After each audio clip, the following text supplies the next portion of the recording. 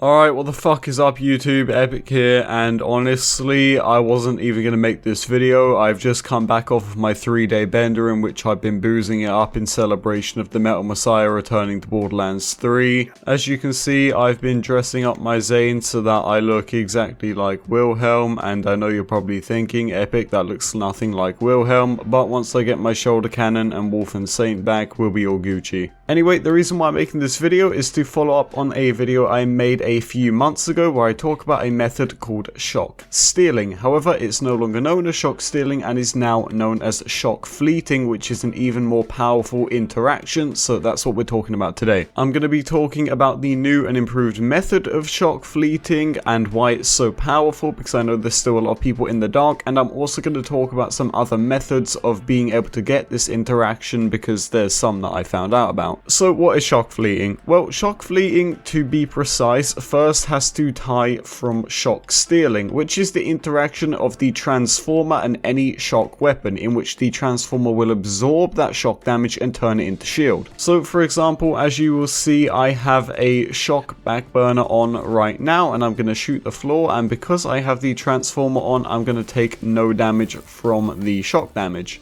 Now, this in itself is really good, because you can just go around and spam shoot the floor with the shock backburner or any other splash shock weapon and not worrying about killing yourself, and then just kill everything around you instead. Now, where the whole shock fleeting thing comes into this situation is if you add another element barring shock into the mix. So because the Transformer absorbs shock damage into shields, what it won't absorb is other elements into shields. Instead, it will have a 40% chance to absorb them, adding it to your ammo count. Which means if you get another element and then add it on to your shock backburner like I've got right here, and you're shooting just crazy amounts of pellets, then you're going to be doing two different elemental damage types at the same time, which means you're going to absorb it as shield and ammo. And what ends up happening when you do this is that you can literally just shoot at the floor, and you are just taking way too much shock damage to even die from the other element, meaning you have infinite ammo and you also have infinite shield. So we call the method shock fleeting because, much like sham fleeting from Borderlands 2, all you need is one shield and then one rocket launcher of your choice to just go absolutely berserk. The only difference is that in this game, because we don't exactly have the sham, you do need to use another element. And that's where this video comes in, because a lot of people don't like to run extra elements when they want to do this method. And for example, I don't personally want cryo to be my secondary element because it's going to be freezing me and I don't want to get slowed down. But on the flip side, if you've been watching my streams over at twitch.tv/EpicNNG, thus making your dick size 4 inches bigger, you'll know that it's taken me 2,000 rounds and I still do not have my ideal back burner. So in this video today, what we're going to be doing is taking a look at other ways that you can proc this interaction, and hopefully everybody walks out of here looking like a fucking Thanos stacked up on steroids. So first, let me answer a few questions. Firstly, Epic, why can't you use corrosive with shock ASE? Or why can't I use fire with shock ASE? Why can't I use a different primary element? Why does shock have to be my primary element? Well, because quite frankly, as you'll see here, I have 100% extra cryo damage on my Sentinel. Or like if I go to a different ASE here, look, again, I have 100% extra damage. Now, I don't know what percentage the primary damage gets, however, I will say that for some reason, ASE shock with something else as your primary element just isn't enough to keep you alive. You're just going to kill yourself over and over and over again. So while it does suck, yes, you do unfortunately need to have shock as your primary element if you want to be staying alive and not just downing. And I also want to give a tip as well before we move on, and that is to use the Deathless artifact if you're going to be doing your shock stealing, and I don't have mine because apparently I got mugged. Now, the reason why you want to use a Deathless when you're doing this strategy is because it's going to give you more shield, which means on the off chance that you're taking damage from other sources whilst hitting the floor, you might actually go down, which has happened to me quite a lot. Now, realistically, you're just going to be getting yourself back up, but if you're one of them people who really doesn't like constantly downing, then you're probably going to want to run a a Deathless. Also, Deathless is just super cool. Now, let's talk about the other ways I found to proc the interaction in Shockfleeting as a whole, other than having to use ASE if you're a Splash fan or a 390 fan. So let's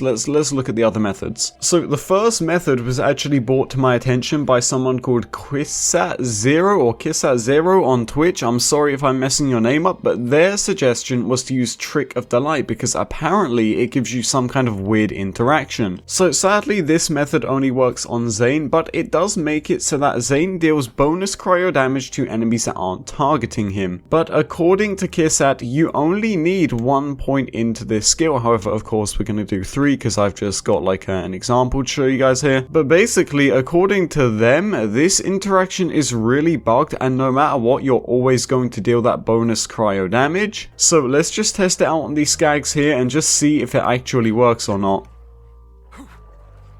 So yeah, as you can see, this is pretty crazy.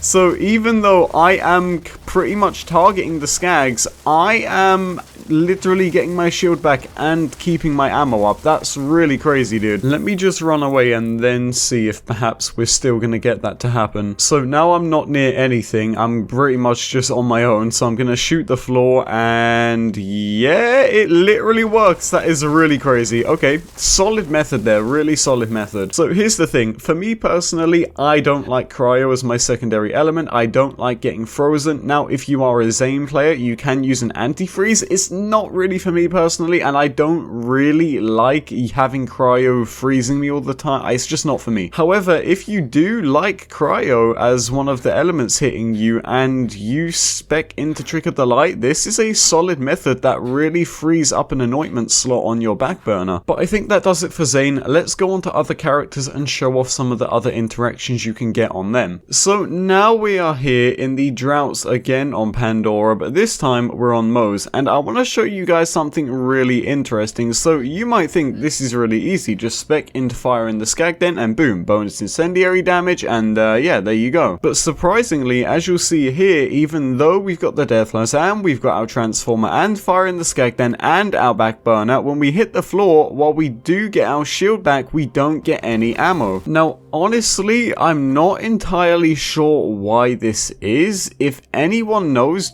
do let me know in the comment section down below, but this one has had me stumped for quite a while now. Another interaction that I wanted to show you guys on Moze is using the skill Cloud of Lead, which makes it so that Moze's and Iron Bear's shots will occasionally deal incendiary damage and won't consume ammo. And even though on paper this skill looks like it might be a viable solution, unfortunately it's just too unreliable to make work, and even though yes, it does provide some ammo, you just don't get enough shots back. And yeah, so even though I wanted to give you most players something to work with, unfortunately it's just really difficult. I would say the best thing to do as a Moze player is to go for an ASE element, but if you want, you can also just substitute with your normal infinite ammo tricks that you guys do. Alright, Amara mains, I got a really easy substitute for you guys, and it's as simple as going into your orange tree and speccing into infusion, which will convert a portion of your damage dealt into your action skill element, and then all you've got to do from here is choose one of your action skill elements as long as it's not shock, and just like that you can shoot the floor, gain your ammo back, and there you go. It really is that simple. GG Amara mains, you win once again.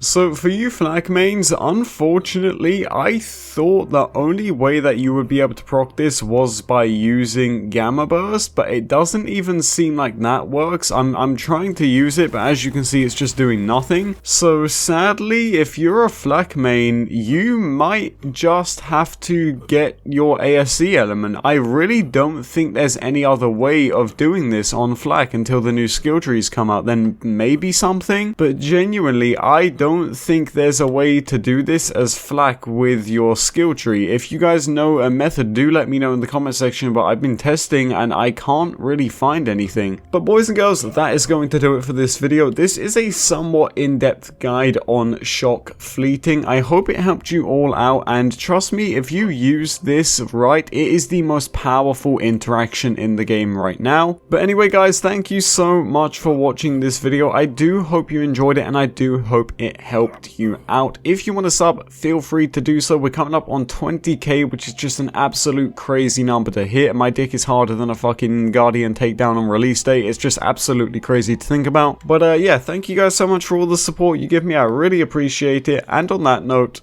have a nice day.